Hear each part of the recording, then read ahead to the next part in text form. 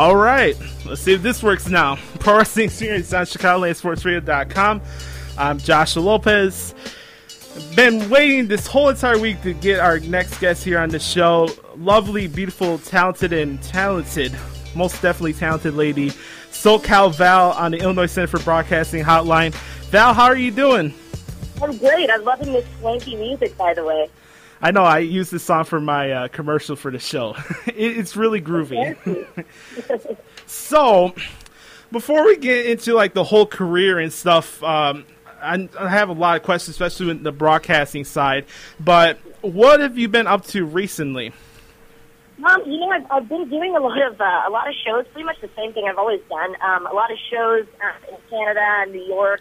I've been in Canada almost every month now, which is really cool, working with Squared Circle Live and MXPW. And then I actually just joined Shine Wrestling, which is local to Florida, which is nice because I am in Florida. So mainly, I'm managing a lot, but I'm booked now mainly as an announcer. So that's kind of my main gig. And I also have a fashion blog, so that keeps me busy. I've been working with different designers and brands to promote. And there's a magazine here in Orlando called Orlando Standout Magazine that I report for and MC some other events and do the blog for them. So that keeps me busy too, which is nice outside of wrestling, to have another venue, Mm-hmm.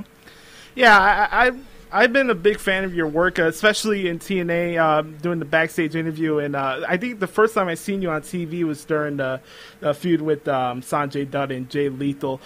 Which one do you personally enjoy more, doing announcing or being a valet? And tell us, from somebody that's been in the business, what's the different aspects of being a manager or a announcer? Well, the thing to me has always been that, I love wrestling, but the physical side of wrestling never appealed to me as much as the creative side. So to me, I love managing. It's all acting, basically. It's a lot of talking. And the biggest difference for that is you really are in character. For announcing, it's the cool thing. But the bad thing about managing, and as great as it is and as fun as it is, you really don't have a lot of longevity. Your storyline ends, and that certainly happened to me with Jay and Sonjay. They both left the company, and I was just kind of left going, all right, now what? And but it happened at the time, it kind of sucked, but then I'm glad it happened because then it got me into producing some backstage and writing my own scripts and mainly announcing. So that to me is the exciting thing about announcing, is that you can do anywhere. Managing is really only limited to wrestling, and with announcing, it really is something that you can use in any aspect of life. I always look to the future and think, hey, what if there was wrestling, which is sad to think about, but hey, what if you're, in a different place in your life, and you have a family or something, you could always do the news. You could always host a different show or be a sports broadcaster. So to me, that's what appealed to me about announcing. Was I love doing it, first of all, being a presenter, but I know that it's something that you can do long term. Yeah, absolutely. Before we get into all the meet and greet, I always do the stuff here when I have guests on. What was the first memory you had of wrestling, and what does professional wrestling mean to you? It's funny you mentioned this because I was just in a car the other day with my friend, and we were discussing Creed and that song, My Sacrifice, and I was joking that I was actually at a show about, I must have been about maybe 15, barely, I was definitely 15. And I was actually sitting with Randy Orton's family, he and a mutual friend, and I had gotten us tickets, and we went, and they had debuted the My Sacrifice video, the WWF, kind of inspirational, motivational video to Creed's My Sacrifice. Mm-hmm. And I watched that video, and I already knew I wanted to be in wrestling, but I saw that video, and I literally looked at my best friend, Deja, and I said, this is what I want to do for the rest of my life. And I would not do indie shows without that song. I thought that was that video totally just changed everything. And as sappy as it sounds, I still love the song, and I'll never forget that moment where it just I kind of like shook my head and went, yep, I'm done. This is what I want to do. And it just means I think it's just kind of a beacon of hope in a very cynical world that takes itself too seriously. And that's what I love about it, is the escapism and the fun and the camp, wrestling and, the good versus evil. It comes down to that. That's what everything we love in media comes down to, whether it's Harry Potter or Star Wars or that. It all comes down to good and evil and the fight for good. So that's why I like wrestling. What was some of your biggest mentors coming up? I'm not pretty sure like how everybody's different roles are when it comes to like being a manager or announcer. Like I personally want to be like a commentator. Jim Ross and Mike Tenay and those kind of guys have been my major inspiration, especially Paul Heyman, to get into the business. And how was your start getting into TNA? Well, in terms of mentors and who I watched the most that I didn't personally work with yet, Stephanie McMahon is always my number one. I just always thought that she got it in terms of timing, in terms of, acting and all of that. Even, when I started watching around like 2000 was when she was really, in the Triple H storylines, and she went into the Jericho Triple H storylines, the ECW, invasion, WCW invasion. Mm-hmm. So that was the most exciting. And of course, Paul Heyman was around for all of that too, who was just the most. Watching a promo of his is literally like going to school. And I made a joke on Twitter once. It was kind enough to retweet because I said his promo should be shown daily in every wrestling school because it's so flawless in everything that he says and what he makes you feel and how believable he is in every single promo. John Cena is the same way, actually. I really enjoy Cena's promos too. But so those are people that I really loved watching. I love Miss Elizabeth as well, but she wasn't as vocal. I watched a lot of Missy Hyatt. She definitely, her character is, my character is based a lot on Missy Hyatt. More so Stephanie, but I love Missy Hyatt as well. Sunny was a huge, huge influence. Mm-hmm. But then personally, when I got into TNA, I started about, I think I was around 18. I just kept coming to shows with tapes and resumes, and then they were nice enough to give me a job as a production assistant, thanks to David Sahadi, and then Jeremy Borash gave me a job as ring girl, and that just kind of kept snowballing into bigger and bigger things. And Jeremy Borash, I learned from probably more than anyone in TNA. He's so great at what he does, and I feel like is so underrated, and is just such a good dude, and just willing to help, and will be honest in his assessment of what you're doing. And I always appreciated that. To get to work with him and just watch him every day was really, really exciting. Also, somebody that was always really great to me as a mentor, and gave it to me straight all the time, was Terry Taylor, who is one of my favorite people on the planet. He's just such a good man and such a smart mind for the business, and was always very, very helpful with me in anything I ever needed. I mean, whether it was office stuff or, helping me, grow as a performer, he was always really good about being there. So there are a lot of people that helped me, but those are a few that come to mind. So we're in TNA now, and when you first seen TNA, obviously they had amazing athletes. You still had some of your veteran guys that were there to add experience and mentor everybody that was there. You had Mike Tenay, Don West was there, who was, in my opinion, kind of underrated too when it came to like the commentary style as well. What were some of the misconceptions that you heard about TNA, and if somebody's never seen TNA, what does TNA bring different than the WWE or any other past wrestling companies? Well, I think there's a lot of misconceptions about TNA, and I worked for them once in Nashville before I was signed when they came to Orlando, so I saw the Nashville, arena and how things operated there and everything. And when they came to Orlando, it was a very well-run company, and they, a lot of people people say all kinds of things. They don't know who's writing what, they don't know who's in charge of what. And, even when you're there, you don't know everything. You're not in every single meeting to know exactly what's going on. It's not your job. Unless you are in the meetings, you're not going to know every single thing. All you can do is do your job and do it well and try to grow as a performer, and that's it. But, it's a big family. There's many guys that have been there from day one.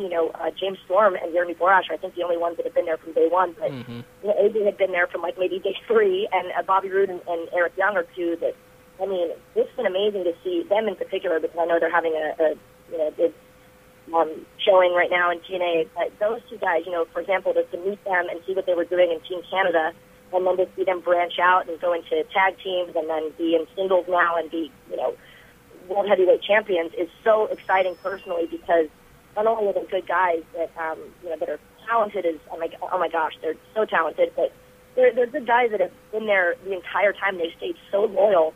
And they knew that, that was the place they needed to be, and they obviously made the right choice because they've both grown tremendously as performers. So that's always exciting to see that happen. Jay Lethal and Sonjay and some of the younger guys that were there, even the ones that were there off and on, it's also nice to see them grow and to see them, flourish and look at the wrestlers they are now. They're just amazing. So I think it's a great place for young talent, for sure. We're not really going to get into like the negative stuff. I'm not really into that. I leave that for like the dirt sheets and stuff. I rather hear it from the horse's mouth than then going off the internet, that kind of stuff. So like I've been a fan of like a bunch of wrestling companies.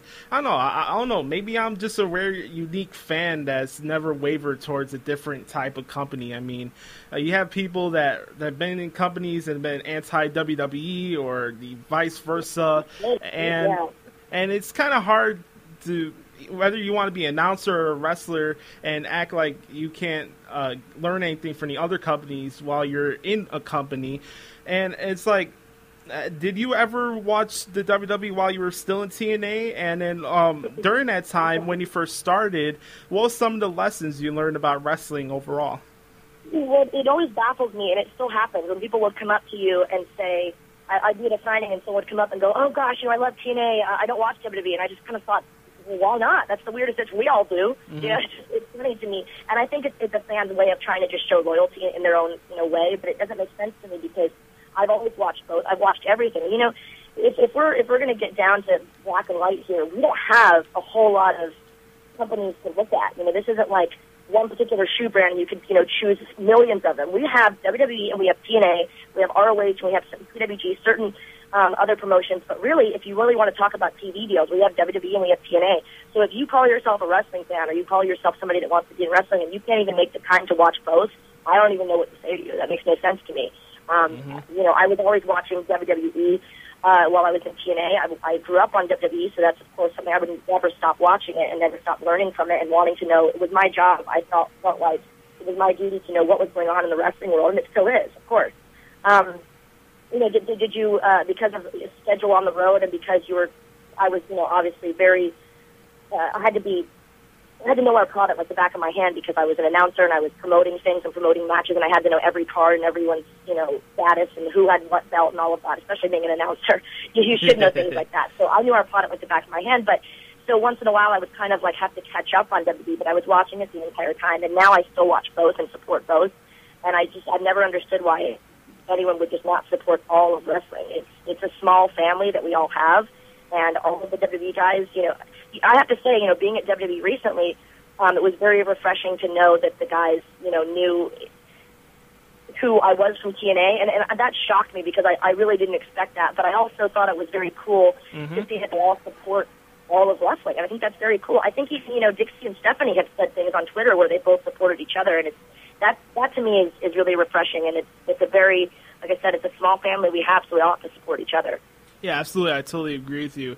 The more eyes that are on the product, the more companies that are out there, and more of even for the people that are in business that are sharing the lessons with people, either if they're in the same company or not, it's better for the business overall. But we got really quick that I was reminded of. MVP and I were talking recently, and there was something on Twitter where a fan was glorifying the fact that they didn't think TNA would be around anymore, and somebody poignantly pointed out that to celebrate the loss of any wrestling company is to celebrate the loss of an option for our wrestlers, for this generation of wrestlers to work and make a living at. I think that was the best way anybody could have put it. So I don't know who that person was that said it on Twitter, but I thought that was a lovely way of putting it.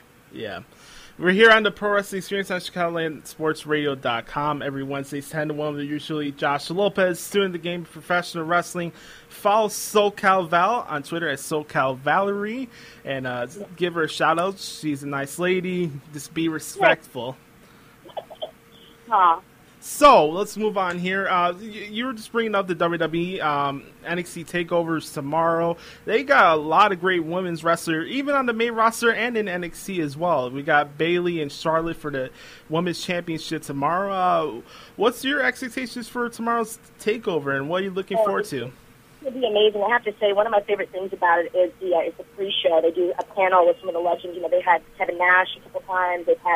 I think they had Paul Heyman once, but Renee Young hosts the big panel that they do, and it's really neat to see some of the people that come out for this because it just reminds you of how big of a brand, how big of a deal that this is, because everybody wants to know, what's happening because NXT is the future, and that's what's so cool about it is that you get the respect from every wrestler just because they support NXT so wholeheartedly. But yeah, it's going to be difficult for me to watch Charlotte and Bayley because I have to say I'm Team Bayley. I think she's amazing and a good girl and a really, really talented girl and brings something so different to the table. But obviously Charlotte is amazing as well. And I mean, she is, if I can say it, she's a badass. Like I watch her matches and I'm like, holy crap, she really is a badass. And of course, her dad is somebody that I keep in contact with and I think is just such an amazing guy. So, yeah, because I would hope that Bayley can pull this one off. If I have to choose, that's going to be hard. But there's so many good guys and good girls in the company. I know they're going to do something with Penta, which should be exciting. They announced something about, debuting him or at least kind of talking with him at TakeOvers. That should be exciting. And it also just shows how global WWE and now NXT is. This is a guy from Japan that is so well respected. So that's going to be exciting as well. Absolutely. Let's get into the broadcasting side. I knew we were talking about the Sonjay, Dutt, and Jay Lethal thing, and then you moved into being a backstage interviewer, getting to work with Jeremy Borash. I kind of liked how you guys were having the show continue on during commercial breaks, even before the app came out for the WWE. How's the process overall when it comes to being a backstage interviewer, dealing with like TV commercials, and I'm sure it's a high energy rush during live shows. So how's the difference being an announcer on a television show and then on pay-per-views? It's not that different. I think it is, high energy is a certain, very good way to put it. It's very high energy. It can be very stressful. You have someone in your ear counting you down. If there's anything technical going on, that's always, scary. You're trying to talk to fans that are live chatting. There's a lot going on, but it's such a fun rush. And I really enjoyed all the pre-show, the post-show, the in-between stuff that we did. And the main reason I enjoyed it was because, you can put wrestler A in some interview that, is a minute long, and they can be whoever they want to be, whoever they think they should be. But when you have them off the cuff and they're, walking by after a match and they just say what they want to say, that to me is the coolest, because it's really them, and it's really, you can see how good they are at improv and how their character comes out in funny ways. They can maybe be looser in what they're saying. That's what we always liked about the post-show and in-between stuff on. We didn't have an app, but it basically was kind of, before the network, it was that sort of feel. So that's why I enjoyed it, because everyone could just kind of, let loose a little bit. But yeah, it is a stressful situation in terms of, like I said, you have an earpiece, you have timing issues, all of that, but it is such a fun rush. And once you get the hang of it and you're a little more comfortable after doing it a few times, it is just a platform for you to just kind of talk to the fans as if you would in real life. It's not just, robotic, hi, I'm here with so-and-so, and then you shut up. It's, you're answering back and forth with somebody in a chat room, and some wrestlers walking by and they say something, and then you have to get into what they, so it's off the cuff, and I think that's really exciting.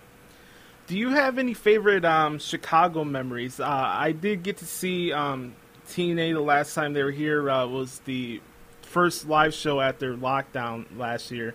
And then I think the previous time was Bound for Glory, so we didn't really get to see much of TNA over here. Like, I watched weekly, but what were some of your favorite memories of Chicago? Now, Chicago's beautiful, first of all, and it's funny that you ask, because I usually don't get to see a lot of the cities that we go to. Like, a lot of the cities I've been to before, I've lived in, like, I think 6 different states, so I've seen a lot, but at the same time, Chicago just happened to be, and I lucked out that it happened to be one of the places where we actually went out after the show and saw some of the city. Mm-hmm. And actually, Chicago is what got me into speakeasies. There was a speakeasy called the Violet Hour, which was very hush-hush. And I remember somebody interviewing me after the Chicago show, and I kind of mentioned that there was a place that I loved. And after that, I've always been into retro and vintage, and especially, old school downtown Chicago. To me, was really, really exciting. And I had like gloves and a fedora on. It was the coolest. But they actually got me into researching speakeasies. I'm actually writing about one here in Orlando that will be in Bar and Restaurant Magazine in Vegas. So I had to thank Chicago for, igniting that fire of loving speakeasies. And I think that my other great memory of Chicago is going to Lisa Marie Varon, Victoria's restaurant, the Squared Circle. That was amazing. The food, I could not believe how amazing it was. I guess I was so excited to see what memorabilia she had and to see hers, because she's one of my very, very good friends.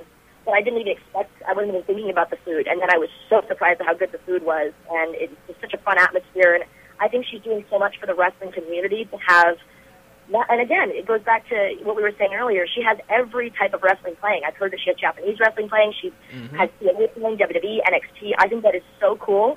And I only wish I lived closer to be able to go to it, and I would be there celebrating with her all the time. Yeah, it's kind of cool that she's open to everybody. Not just speaking on like a boss like of a restaurant perspective, but just like as her as a friend, I got to hang out with her at AEW shows here in Chicago, and she's became a good friend of mine over the year, and she's a great person to look up to, and she's had a great career, of course, in WWE and TNA. Speaking of TNA, what's some of your favorite memories as being a valet and also as an announcer?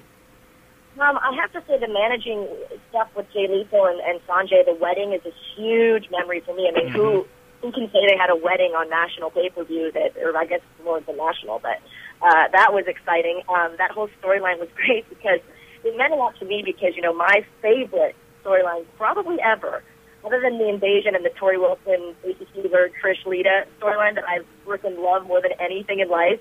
And then there's also Jericho, who will hate me for saying this, but the Jericho angle with Lucy the dog, I love that to death, and I don't care what he says, it was phenomenally awesome, and I loved it.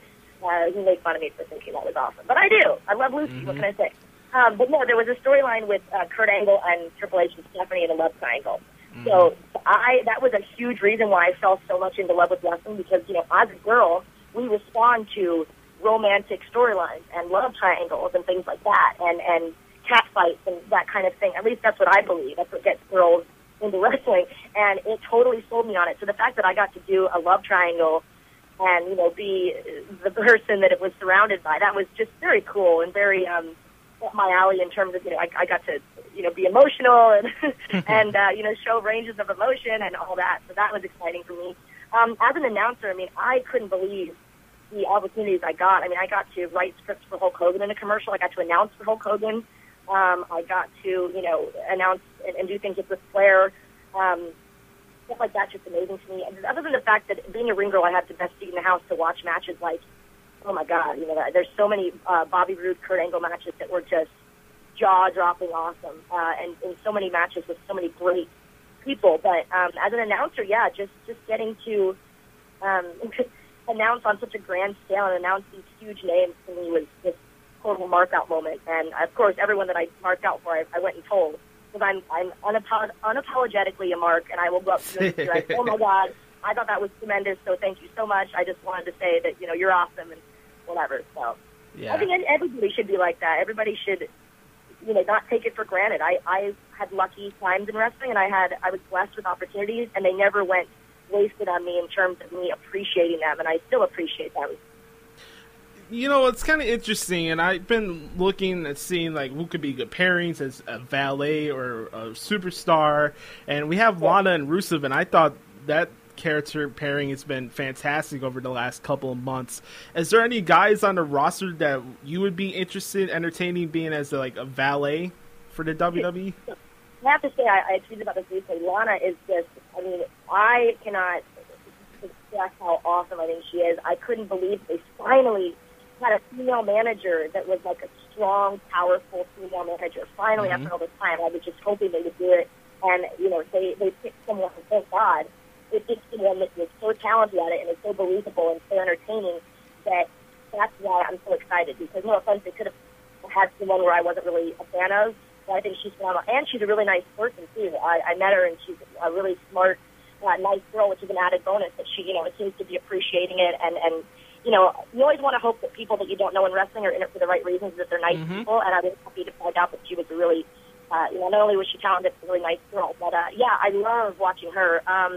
In terms of me, I don't know. I know there are a lot of people. I look more towards NXT because I know I live in the same city. I'm friends with a lot of these guys and girls, and I really, I don't know. I have my own favorites. I love the Vaudevillains. I think they're amazing. I'm a big Tyler Breeze fan. I will not apologize for that. I'm actually taking the Tyler Breeze selfie masterclass. Nice. So yeah, there's a lot of really talented guys. The Ascension, they're always really intense and amazing. Yeah, I was a big Fandango fan. When I went to WWE recently, I actually met a few of the guys that I had either not met in person, but I felt like I knew because either we had mutual friends or I'd watched them so much. And three of those guys that come to mind, actually four of them. Fandango, Dolph Ziggler, Wade Barrett, and Bray Wyatt I had never met. And to meet those guys in person and just, kind of interact with them, it was very cool because I am fans of theirs, and I actually had never met any of them in person. That was exciting for me. So there's so many people that could probably benefit from a manager, and, the sky's the limit. You never know. One last thing before we let you go. What advice would you give somebody like me that would like to be in the business as to being like a manager or as a broadcaster? Well, I think my first piece of advice would honestly just be to do your homework. You should be studying people that are doing what you want to do, and that's what's so cool about the network is before I would have to say, oh yeah, I'd have to send you all these tapes that I have or I taped myself. But now you can go on the network and look back to gosh, sometimes even in the 80s or before that. So. I would say, watch all the greatest managers, the Paul Heymans, the, Jerry Martell, people like that. For broadcasters, you're not going to get any better than like a Michael Cole. Michael Cole is so on point, and Michael Cole has been somebody I've watched since I started, around 99 or so, and he has been just so incredible to sit there and study his timing and his inflections and, just the way he speaks. He always seems to do something that I always try to do, which he makes it sound as serious as he can, but he doesn't talk to you like he's robotic or, he's still, his voice is still approachable in the sense that when he's looking at the camera and telling you about the network or whatever, it's kind of like a friend would do, but he still remains professional. So you have to find that balance of talking to the audience like you're not sitting like they're stupid, you know what I mean? Mm-hmm. You have to be professional, but you also have to be approachable, and I think he's done a great job of that. Renee Young's another great one to watch. JBL is amazing. Obviously Jim Ross, anything with Jim Ross and Jerry Lawler is amazing too. So I really would say do your homework and work as many shows as you can, especially in the first few years. Pay probably is not going to be something you'll get immediately, but I certainly didn't for many years. But, if you just want to do it as much as, you should have that passion to do as many shows as you possibly can because you're going to learn from every experience. You're going to have things thrown at you where you need to know how to react. So in any situation, so yeah, I would say do your homework and just work as much as you can. Val, thank you so much for taking your time. This has been one of my favorite personal interviews I've done so far. I've had JR on my show before, and getting to talk to you, it's been fantastic, and hopefully I get to work with you sometime in the future.